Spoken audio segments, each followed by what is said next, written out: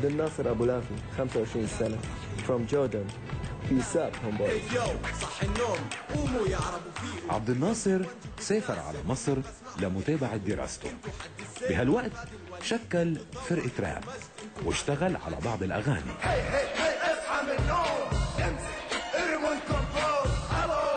هو بغني عرب مش عارف انجليزي، هذا بتعرف صوت وموسيقى انا ما فهمتش شيء.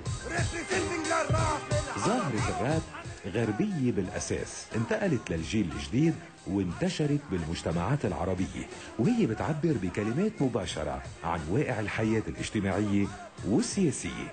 واليوم صار في عدة فرق عربية بتغني الراب. يبكيني لما يذكر بلدي واشوف اللي فيها ما طبعا. عبد الناصر بيغني وبيرقص الهيب هوب وعنده لوجو خاص فيه. طبعه عفوي وعنده عنفوان وراعب ولاد الحي، فهو ملقب بالامبراطور. حارة عبد الناصر منطقتي 20 سنة هون ماسك الوضع. انا الامبراطور وقت من حالي ما بتلبك وانا ماشي، ما بطلع خيالي او وعيك كلها رخيصه ما فيها اشي غالي، لاني ببساطه يدعم لأبوه. عبد الناصر بيشتغل على مظهره الخارجي الجيم او النادي، بالكيك بوكسينج، السباحه.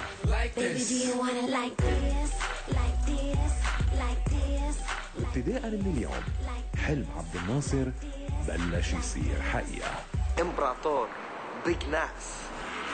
Like this, like this, like this, like this, like this.